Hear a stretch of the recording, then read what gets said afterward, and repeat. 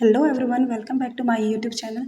Guys, आपको display से show हो रहा होगा कि जो आज का टॉपिक है वो टाइप्स ऑफ फ्लूइड है। यानी हम जब हॉस्पिटल में जाते हैं तो कुछ पानी, कुछ लिक्विड्स हमें डॉक्टर के द्वारा प्रिस्क्राइब किए जाते हैं। तो वो जो लिक्विड है वो क्या है, इनका असल में नाम क्या होता है, इसमें कंपोजिशन क्या क्या है और किस किस कंडीशन में हमने डॉक्टर ये फ्लूइड एडमिनिस्टर करते हैं, इसके बारे में हम आज इस वीडियो में देखते हैं। तो देखते हैं आगे की ये क्या क्या। So let's start the class. First हम लोग देखते हैं कि आईवी फ्लूइड होता क्या है, या फिर ये देखते हैं कि हॉस्पिटल के अंदर हमें फ्लूइड कैसे कैसे दिया जाता है। ठीक है, तो हॉस्पिटल के अंदर जो फ्लूइड होता है हमें आईवी रूट के द्वारा दिया जाता है। आईवी मतलब कि इंटरविनसली, इंटर मतलब अंदर और विनसली मतलब होता है नसों के, यानी कि जब हम नसों के माध्यम से किसी फ्लूइड को बॉडी के अंदर इंसर्ट करते हैं, एडमिनिस्टर करते हैं, तो इस प्रोसीजर को कहते हैं आईवी फ्लूइड थेरेपी या फिर आईवी फ्लूइड।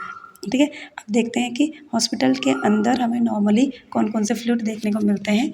तो जहाँ हम हॉस्पिटल के अंदर फ्लूइड देखते हैं तो बॉटल्स के ऊपर स्टिकर्स लगे होते हैं, उनका नाम लिखा होता है। तो नॉर्मली और वेरी वेरी कॉमनली जो हमें फ्लूइड्स देखने को मिलते हैं वो होते हैं एनएस, जिसका फुल फॉर्म होता है नॉर्मल सैलाइन। डीएनएस, जिसका फुल फॉर्म होता है डेक्सट्रोस नॉर्मल सैलाइन। थर्ड होता है आरएल, जिसका फुल फॉर्म होता है रिंगर लैक्टेट। फिर होता है डेक्सट्रोस D5, D10, D25 और मैनिटोल सॉल्यूशन। अब हमें इस वीडियो में यही देखना है कि एनएस में किसका कंपोजिशन होता है, क्यों यूज़ होता है, डीएनएस में क्या होता है, आरएल में क्या होता है, D5 D10 में क्या होता है, मैनिटोल सॉल्यूशन में क्या होता है, और इनको हम किस किस कंडीशन में यूज़ करते हैं। चलिए वीडियो को कंटिन्यू करते हैं और देखते हैं कि सबसे फर्स्ट स्लाइड्स क्या निकलती है। तो सबसे फर्स्ट स्लाइड है हमारी की एनएस, जिसका फुल फॉर्म मैंने आपको बताया है नॉर्मल सलाइन है। ठीक है, तो इसका कंपोजिशन क्या होता है इसमें देख लेते हैं कि सबसे पहले देखते हैं कि इसकी जो बॉटल होती है वो कितने कितने ml में हॉस्पिटल में देखने को मिलती है। तो सबसे पहले इसकी बॉटल 100 ml में देखने को मिलती है, 500 ml में देखने को मिलती है, 1000 ml यानी 1 लीटर की बॉटल, 1 लीटर की बॉटल जो है एनएस की हॉस्पिटल में यूज होती है। अब देखते हैं कि नॉर्मल सलाइन में क्या चीज़ ऐसा मिलाया जाए कि जिसको हम लोग यूज़ कर सकें। ऐसा तो है नहीं ना कि सिंपल पानी ही हम चढ़ा देंगे, कुछ ना कुछ कंपोजिशन ज़रूर होगा उसमें। तो जो हमारा नॉर्मल सलाइन है उसमें 0.9% जो होता है हमारा NaCl, और NaCl होता है हमारा सोडियम क्लोराइड, ठीक है, की मात्रा होती है। ठीक, तो अगर आपसे कभी क्वेश्चन पूछता है कि नॉर्मल सलाइन जो फ्लूइड होता है उसमें किसकी मात्रा मिलाई जाती है, तो आप लोगों ने बोलना है सोडियम क्लोराइड, और कितनी क्वान्टिटी होती है 0.9%। ठीक है, अब देखते हैं कि इसका यूज़ कहाँ कहाँ करते हैं। तो देखिए नॉर्मली क्या होता है ना, जो हमारा नॉर्मल सलाइन है उसको सिंपल भाषा में आप नमक का घोल बोल सकते हैं। तो किस किस कंडीशन में देते हैं इसको, डिहाइड्रेशन की कंडीशन में, यानी अगर किसी पेशेंट को पानी की कमी हो रही है तो उस कंडीशन में हम लोग देंगे। वुंड को वॉश करने के लिए देते हैं, इंजेक्शन को मिलाने के लिए देते हैं, और पानी की कमी को पूरा करने के लिए हम लोग देते हैं।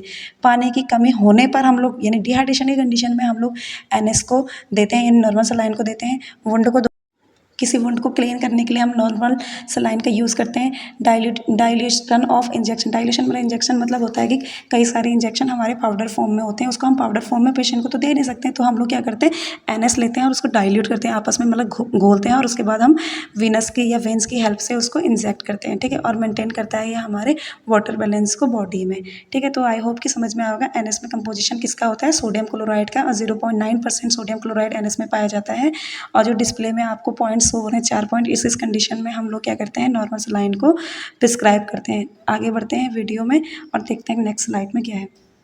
तो नेक्स्ट स्लाइड है आपका जो हमारा एनएस है उसको किस किस क्वांटिटी में क्या क्या कितना देना चाहिए। तो जिसका जो डोज है वो कम्प्लीटली डिपेंड करता है हमारे पेशेंट की कंडीशन पे और डिजीज़ पे। पेशेंट की कंडीशन क्या है और उसको कौन सी डिजीज़ कंडीशन हुई है, इस पर डिपेंड करता है हमारा नॉर्मल सलाइन की क्वांटिटी कि हमें कितना प्रिस्क्राइब करना है। ठीक है, बट एक नॉर्मली ओवरव्यू देख लेते हैं। तो जो नॉर्मली ओवरव्यू है वो 24 घंटे में 2000 से 3000 ml, यानी कि 2 लीटर से 3 लीटर 24 घंटे के अंदर हम लोग आईवी के द्वारा नॉर्मल सलाइन को प्रिस्क्राइब कर सकते हैं। ठीक है, तो अब मैंने ये बोला है 2000 से 3000 ml, यानी 2 लीटर से 3 लीटर हम लोग 24 घंटे में देंगे। तो ये आपको याद रखना है कि ये भी डिपेंड करता है कि पेशेंट की स्टेटस क्या है, हेल्थ स्टेटस क्या है, और उसको बीमारी किस प्रकार की है। बहुत ही इंपॉर्टेंट पॉइंट है इसमें नोट यानी याद करने के लायक, कि जब किसी व्यक्ति में ब्लड प्रेशर की समस्या होती है ना, तो उस टाइम पे हम लोग क्या करते हैं नॉर्मल सलाइन नहीं देते हैं। देखो ब्लड प्रेशर की समस्या भी 2 टाइप से होती है, या तो ब्लड प्रेशर कम हो या फिर ब्लड प्रेशर ज़्यादा हो। तो मैंने आपको बताया है कि सिंपल भाषा में इसको हम लोग नमक का पानी कहते कहते हैं अगर किसी इंसान की बॉडी में ऑलरेडी बीपी हाई है और तुम उसे नमक दे दो तो उसके बाद क्या होगा, उसका बीपी और ज़्यादा हाई हो जाएगा। तो इसलिए बोलते हैं कि नॉर्मल सलाइन को कभी भी हाई ब्लड प्रेशर के पेशेंट को नहीं दिया जाता है, ये याद रखना है, बहुत ही इंपॉर्टेंट है। नेक्स्ट बात करते हैं हम लोग डीएनएस। तो डीएनएस का फुल फॉर्म होता है डेक्सट्रोज नॉर्मल सलाइन। ठीक है, अब देखते हैं इसमें क्या होता है। देखो नॉर्मल सलाइन में क्या चीज़ मिलाएं कि वो हमारा डेक्सट्रोज नॉर्मल सलाइन बन जाए। ठीक है, तो क्या होता है कि जब नॉर्मल सलाइन में 0.99% हमारा NaCl तो था ही था, मतलब नमक तो था ही था। ठीक है, उसमें हम लोग क्या करते हैं 5%, 5 ग्राम क्या करते हैं हम लोग डेक्सट्रोज को मिला देते हैं और ये बन जाता है हमारा डेक्सट्रोज नॉर्मल सलाइन। सो देखिए कंफ्यूज बिल्कुल भी नहीं होना है।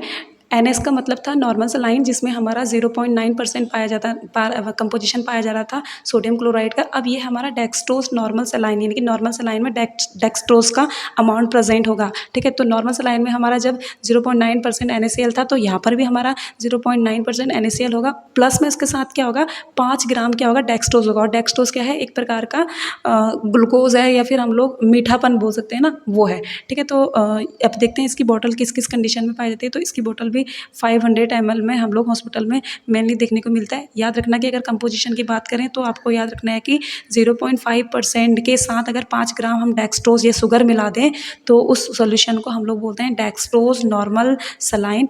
ठीक है, बेसिकली हॉस्पिटल में यूज़ होने वाला बहुत ही कॉमन फ्लूइड होता है। अब देखते हैं कि इसको किस किस कंडीशन में यूज़ कर सकते हैं हम लोग। अब देखते हैं इसका यूजेस क्या है। तो सबसे पहले इसका जो यूजेस है वो पानी की कमी को दूर करता है, मतलब यानी डिहाइड्रेशन है किसी पेशेंट को उस चीज़ में, उस चीज़ को प्रिवेंट करता है या उस चीज़ को मेंटेन करने में हेल्प करता है। दूसरा है बच्चा, अच्छा सॉरी ये हमारा हाइपरटेंशन लिखा है, बट हाइपरटेंशन की कंडीशन में नहीं देंगे इसको, हम हाइपोटेंशन की कंडीशन में देंगे। यानी ब्लड प्रेशर कम होने पर जब हमें बढ़ाना हो बॉडी के अंदर तो इस टाइम पे हम लोग इसको दे देते हैं। यानी हाइपोटेंशन की कंडीशन को ट्रीट करने के लिए हम लोग डेक्सट्रोज नॉर्मल सलाइन का यूज़ करते हैं।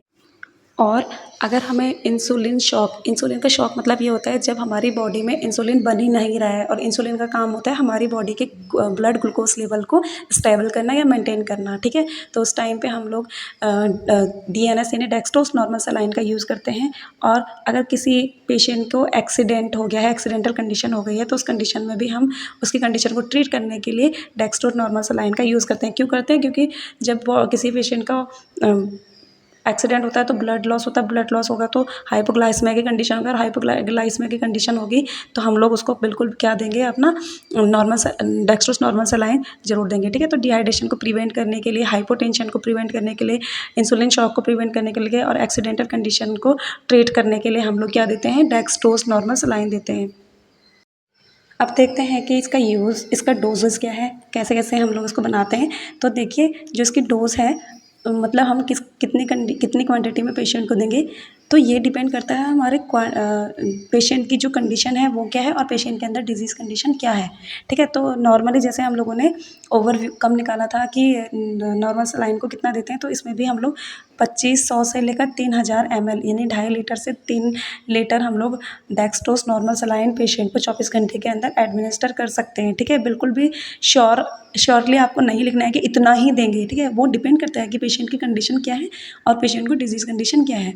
अब जैसे हम लोगों ने नॉर्मल सलाइन के ऊपर भी एक नोट पढ़ा था कि किस कंडीशन में नहीं देते हैं, तो सेम चीज़ हमारा डेक्सट्रोज नॉर्मल सलाइन जो है वो भी एक कंडीशन में नहीं देते हैं, तो वो है आपका शुगर के मरीजों को डेक्सट्रोज नॉर्मल सलाइन नहीं देता है। यानी कि किसी पेशेंट के अंदर ग्लूकोज लेवल बहुत ही इंक्रीज़ है, ऑलरेडी इंक्रीज़ है, तो उस कंडीशन में हम लोग नहीं देंगे क्योंकि हाइपरग्लाइसीमिया में चले जाएगा पेशेंट।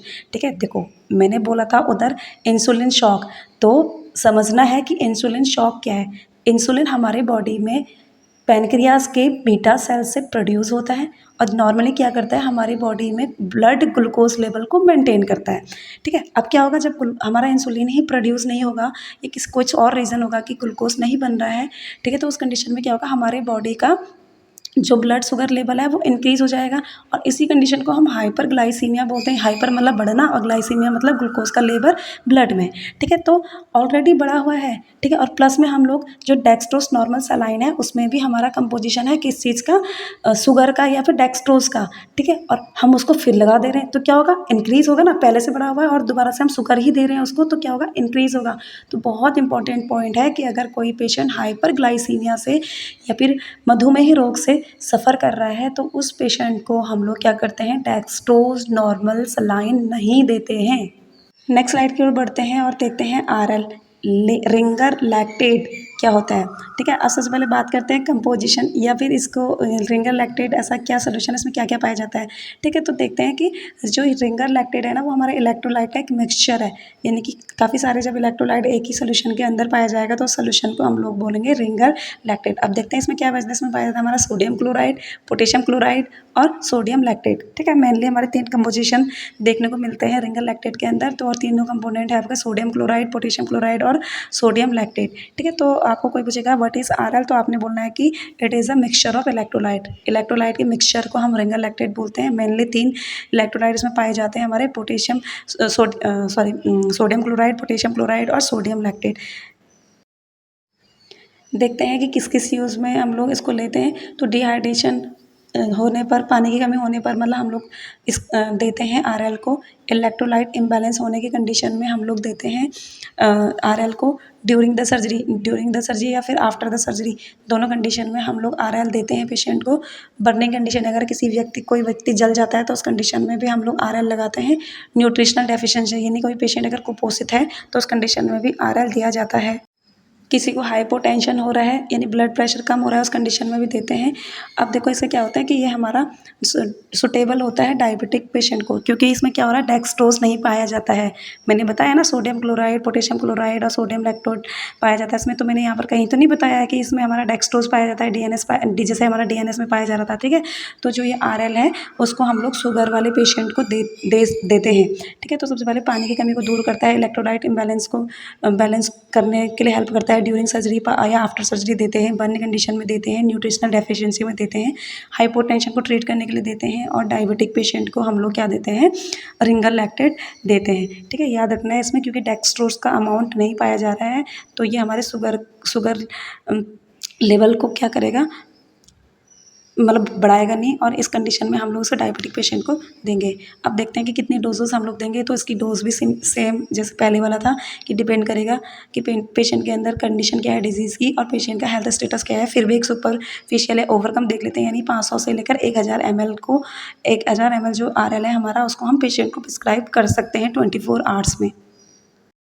उसमें क्या-क्या ऐसा पाया जाता है, क्या-क्या कंपोजिशन है उसका। तो सबसे पहले ये हमारे 100 ml की बॉटल्स में प्रेजेंट होता है हॉस्पिटल के अंदर। तो यानी जब 100 ml में 5% या 5 ग्राम डेक्सट्रोज मिलाते हैं तो D5 के नाम से जाना जाता है। जब 100 ml में 10 ग्राम डेक्सट्रोज मिलाते हैं तो D10 के नाम से जाना जाता है। और जब 100 ml में जब डेक्सट्रोज 25% मिलाया जाता है तो उसको D25 सोल्यूशन कहा जाता है।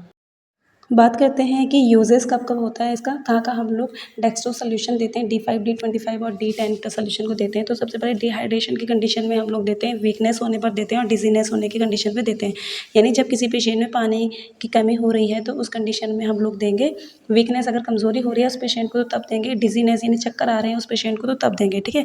कितने अमाउंट में देंगे, तो 2000 से 3000 देते हैं, यानी कि 2 लीटर से 3 लीटर 24 आवर्स में हम लोग इसको दे सकते हैं। देखिए इसमें क्या हो रहा है, डेक्सट्रोज क्या है, एक प्रकार का शुगर है, ठीक है। और शुगर है इसका मतलब किसी पेशेंट के अंदर अगर शुगर लेवल कम हो गया, हाइपोग्लाइसीमिया की कंडीशन हो रखी है तो उस टाइम पे क्विकली हम लोग क्या एडमिनिस्टर करते हैं, D10, D25 या D5 सोल्यूशन को एडमिनिस्टर करते हैं। डिपेंड करता है कि पेशेंट की शुगर लेवल कितनी कम हुई है, ठीक है। तो हाइपोग्लाइसीमिया को ट्रीट करने के लिए मेनली क्या हम लोग देते हैं, D10, D5, D25 सोल्यूशन देते हैं। चलिए सीरीज़ को आगे बढ़ाते हैं और देखते हैं कि मैनिटोर सोल्यूशन क्या है। बहुत इंपॉर्टेंट सोल्यूशन है हॉस्पिटल के अंदर पाए जाने वाला। तो 100 ml की इसकी बॉटल होती है, ठीक है। इसमें हमारा क्या होता है 10-20 ग्राम मैनिटॉल सॉल्यूशन बनाया जाता है। तो इसका कंपोजिशन हो गया, ठीक है। 100 ml वाटर में या फिर नॉर्मल सलाइन में जब हम लोग 20 ग्राम मैनिटॉल को मिलाते हैं तो उसको हम लोग क्या बोलते हैं, मैनिटॉल सॉल्यूशन बोल देते हैं। तो इसका नॉर्मली यूज़ क्या होता है, ये डायूरेटिक सॉल्यूशन होता है। इसका मतलब होता है कि ये हमारे यूरिन के वॉल्यूम को इंक्रीज़ कर देते हैं। जब किसी पेशेंट के अंदर, तो कहने का मतलब ये है कि अगर किसी पेशेंट के अंदर कोई फ्लूइड एक्यूमुलेट हो गया है तो उस फ्लूइड को बॉडी से एक्सेस भी करना होगा, बाहर भी निकालना होगा। तो उस टाइम पे हम लोग क्या करते हैं, मैनिटॉल सॉल्यूशन देते हैं जो हमारे यूरिन आउटपुट को या यूरिन वॉल्यूम को बढ़ा देता है।